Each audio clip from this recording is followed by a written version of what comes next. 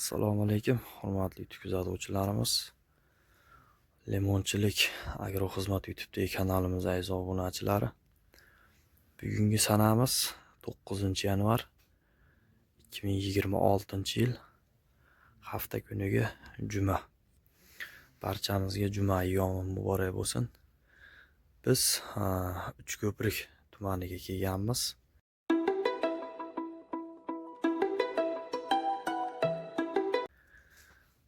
Ikki kun oldin kelib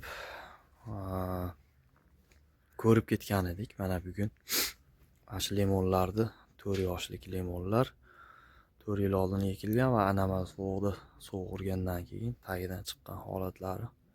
Mana shu limonlarni kesish uchun, ya'ni shakl berish uchun keldik.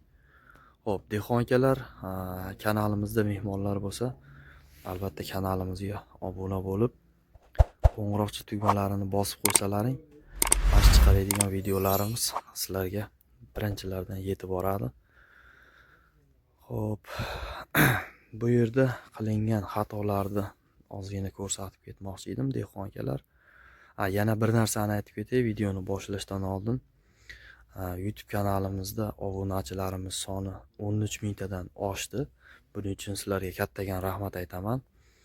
Xo'p, dehqon akalar, mana shu videomizda ozgina bir nima desam bo'ladi, qiziqarliroq bo'lish uchun yoki bo'lmasam bir dehqonlarimizga mana shu kanalimiz 13 mingtadan oshgani munosabati bilan eng yaxshi kommentariy yozgan kommentarining egasiga tekin maslahat beramiz borib vodiy bo'yicha. Agar bizga zaявka tashlangan bo'lsa, borib chegirma narxlarda limonlarini kesib berib kelamiz.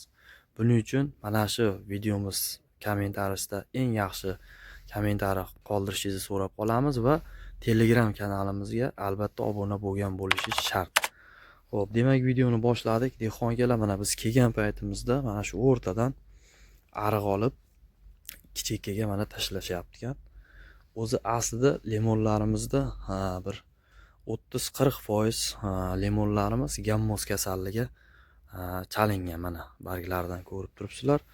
Yeli moqqan, tomir chirishlar boshlangan. Lekin bu yerda go'ng solish maqsadida mana shu o'rta qismdan ariq olib ikki yonga turpoqlar otilgan mana. Va stvol qismi berkitib qo'yilgan, mana ko'rishlaring mumkin, ko'milib ketgan stvol qismi. Biz kelib buni to'xtatdik. Ya'ni ikki yonidan ariq ochishni maslahat berdik va mana shu yerga go'ng tashlab, ya'ni yangi go'ng tashlab ustini berkitib qo'ymoqchi bo'lishgan ekan, ya'ni turpoqlarni yana qaytarib tashlamoqchi bo'lishgan ekan. Birinchidan dehqon akalar, bir ish ikki bo'ladi, ya'ni ariq ochasiz, undan keyin go'ngni tashlaysiz. Agar bu go'ng yangi go'ng bo'ladigan bo'lsa, limonlarni tomirini qizdirib qo'yish holatlariga olib kelishi mumkin. Shuning uchun ikki yonidan, ko'chatni yoshiga qarab ikki yonidan ariq olinadi va o'sha ariqqa go'ng yoki o'sha o'g'itlangandan keyin yangi go'nglardan solib sug'orsak maqsadga muvofiq bo'ladi. Bu gammoz kasallini bir ikkita dehqon akalarimiz bizga videolarini tashlayapti. Ya'ni shu go'ngdan bo'ladi degan bir ikkita mutaxassislar ham aytishgan ekan. Yo'q, go'ngdan bo'lmaydi bu. Go'ng, dehqon akalar, agar yangi go'ng bo'lsa, bu yangi go'ng limon daraxtini tomirlarini qizdirib, ozgina shu barglarida sarg'ayishlar paydo bo'lishi mumkin va go'ng sekin astalik bilan qizishdan to'xtab shu chirish holatiga kelgandan keyin yana sekin astalik bilan daraxtlarimiz o'zini holatiga keladi. Bu gammoz kasalligi haqida rosa ko'p gapirdik, videolarni ham qildik. Ya'ni shu stvol qismi ko'milib qolishi va muntazam bu yerda namlikda turishini hisobiga mana stvol qismlarini ham ko'rsatib ketaman. ko'milib qolgan stol qismlari o'zi aslida shu birinchi tomir chiqqanigacha ochiq turishi kerak edi. Endi mana biz kelganimizdan keyin mana bu holatda yana ariqlarini yoptirib chiqdik. Mana bu tomonda ham ariq ochilgan edi. Yoptirib chiqdik. Endi mana bu yonidan ariq olinadi va mana bu tomonidan ham ariq olinadi. Ko'chatni u tomonidan ham shu ko'chat yoshiga qarab turib biz masofasini belgilab beramiz. Ariq olib sug'orish ishlarini olib boriladi. Bu limonlarni ham shu sovuq urgandan keyin kesilgan va tagidan chiqqan limonlar. Keyin shu stol qismi biz kelgungacha o'zi berkitib qo'yilgan ekan. Yana bitta narsa sug'orishdagi xato. Hozir eng oxirgisi o'taman, ko'rsatib beraman qanaqangi sug'orilganini. Bu narsa ham noto'g'ri narsa. Ko'p joyga borganimizda mana shu aynan shunaqangi sug'orish natijasida limonlarimizda ko'p qismi gammoz kasali bilan chalinib qolgan. Hozir sizlarga bu xatoni ham ko'rsatib ketaman. Xo'p, dehqon akalar, mana ochilmagan eng oxirgi 4-teplitsaga keldik. Bu yerda sug'orishdagi xato, ya'ni boshidan bosh pol olib, ya'ni sholilarga pol olib sug'oriladi. Xuddi shunaqangi bo'lgan. Mana bu yerlarda mana do'mboslik qilib ko'tarib qo'yilgan. Keyin mana shu yerdagi namlik limonni tagiga boradi. Keyin mana salafallarda bu to'lgandan keyin ikkinchi polga o'tadigan qilib sxemada sug'orilgan. Bu xatolik limonlarda shu gammoz kasali ko'payib ketishiga olib kelgan. Endi biz ikki yonidan ariq oldirib sug'orish sistemasini o'zgartiryapmiz. Bu eng ma'qul yo'l.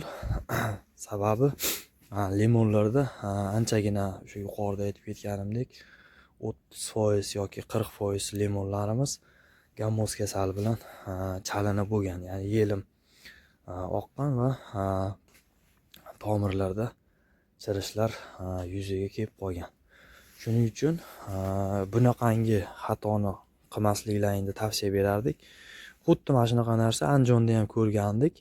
Andijonda ham xuddi mana shunday holatda bir opamiz sug'orar ekan.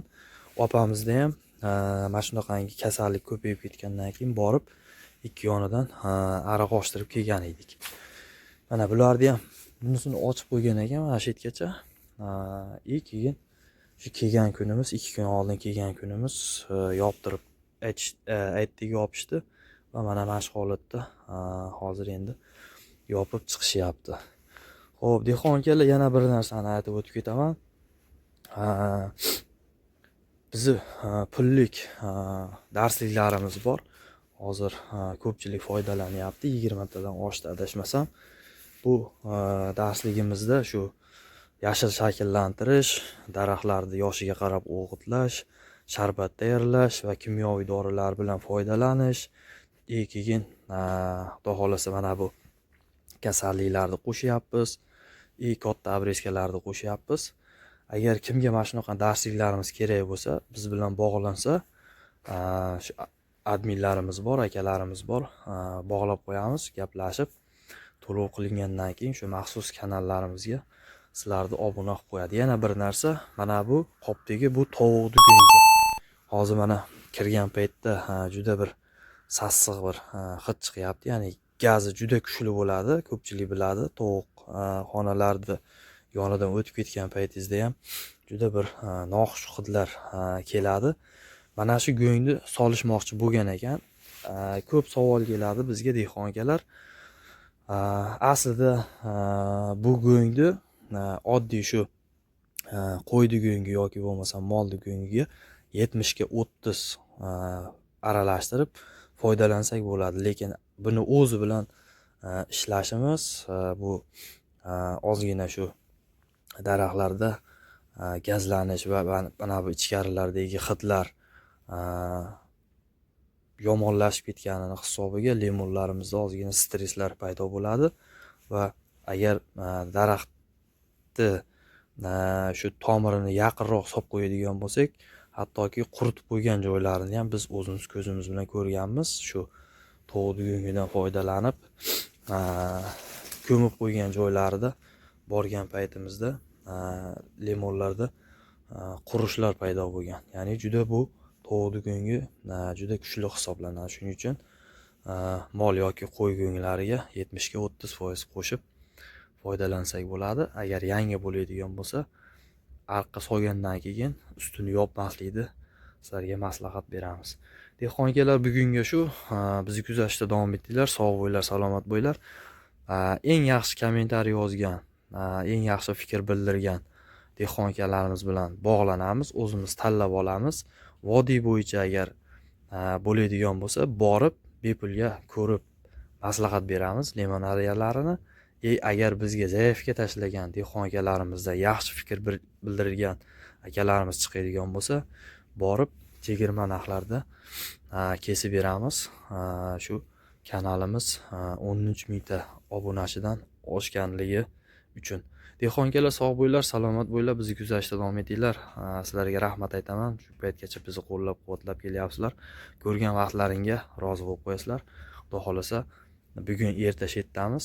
Kesib bo'lgandan keyingi holatlarini ham, keyin kesish jarayonida ham xudo xolasa ertaga sizlarga video qilib chiqarib beramiz. Sog' bo'linglar.